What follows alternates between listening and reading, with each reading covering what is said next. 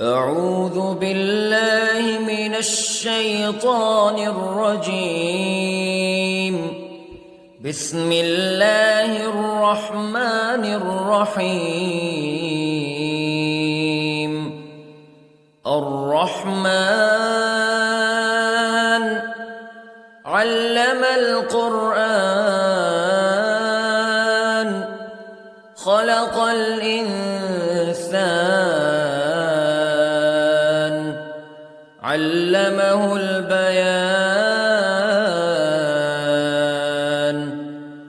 الشمس والقمر بحسبان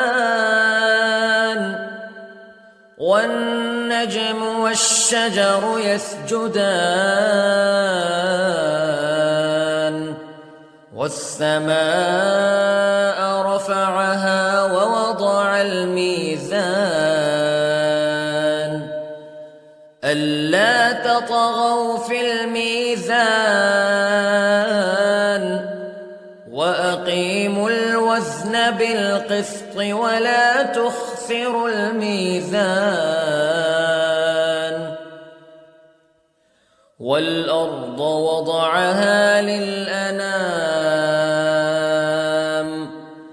فيها فاكهة والنخل ذات الأكمام والحب ذو العصف والريحان فبأي آلاء ربكما تكذبان. خلق الإنسان من صلصال كالفخار وخلق الجان من مارج من نار فبأي آلاء ربكما تكذبان. رب المشرقين ورب المغربين فبأي آلاء ربكما تكذبان. مرج البحرين يلتقيان بينهما برزخ لا يبغيان فبأي آلاء ربكما تكذبان. يخرج منهما اللؤلؤ والمرجان فبأي آلاء ربكما تكذبان. وله الجوار المنشآت في البحر كالأعلام فبأي آلاء ربكما تكذبان. كل من عليها فان ويبقى وجه ربك ذو الجلال والإكرام فبأي آلاء ربكما تكذبان.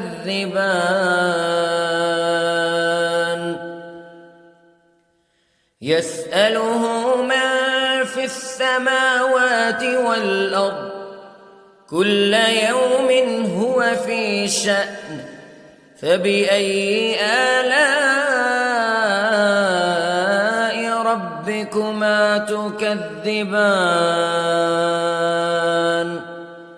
سنفرغ لكم أيها الثقلان فبأي آلاء ربكما تكذبان.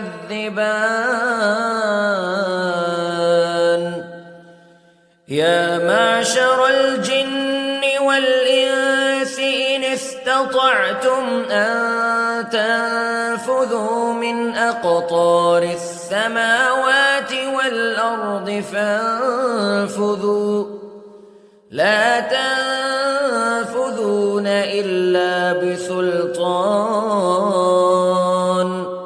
فبأي آلاء ربكما تكذبان يرسل عليكما شواظ من نار ونحاس فلا تنتصران فبأي آلاء ربكما تكذبان فإذا انشقت السماء فكانت وردة كالدهان فبأي آلاء ربكما تكذبان فيومئذ لا يسأل عن ذنبه إنس ولا جان فبأي آلاء ربكما تكذبان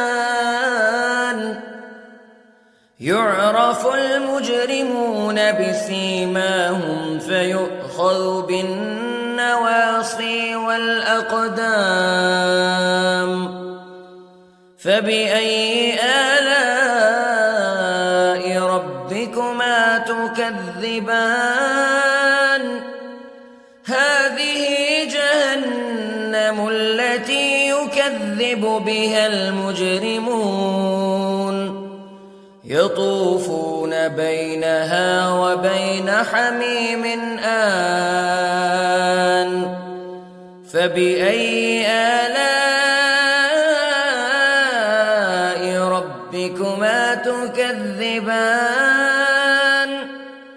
ولمن خاف مقام ربه جنتان فبأي آلاء ربكما تكذبان ذواتا أفنان فبأي آلاء ربكما تكذبان فيهما عينان تجريان فبأي آلاء ربكما تكذبان فيهما من كل فاكهة زوجان فبأي آلاء ربكما تكذبان متكئين على فرش بطائنها من استبرق وجنى الجنتين دان فبأي آلاء ربكما تكذبان فيهن قاصرات الطرف لم يطمثهن إنس قبلهم ولا جان فبأي آلاء ربكما تكذبان كأنهن الياقوت والمرجان فبأي آلاء ربكما تكذبان هل جزاء الإحسان إلا الإحسان فبأي آلاء ربكما تكذبان ومن دونهما جنتان فبأي آلاء ربكما تكذبان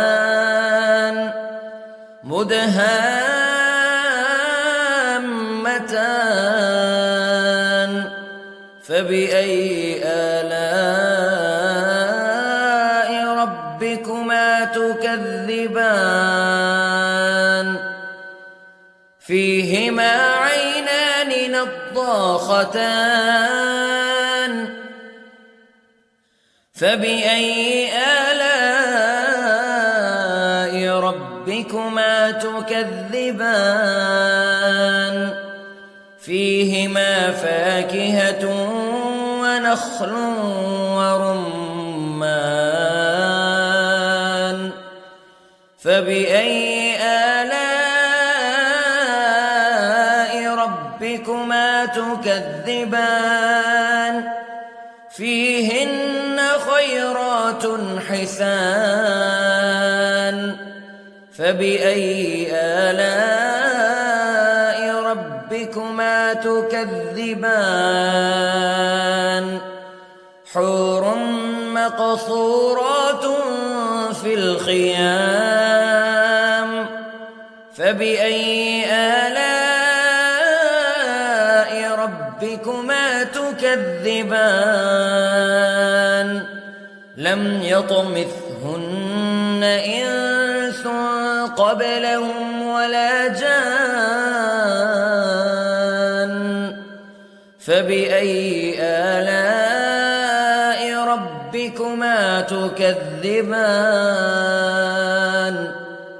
متكئين على رفرف خضر وعبقري حسان فبأي آلاء ربكما تكذبان تبارك اسم ربك ذي الجلال والإكرام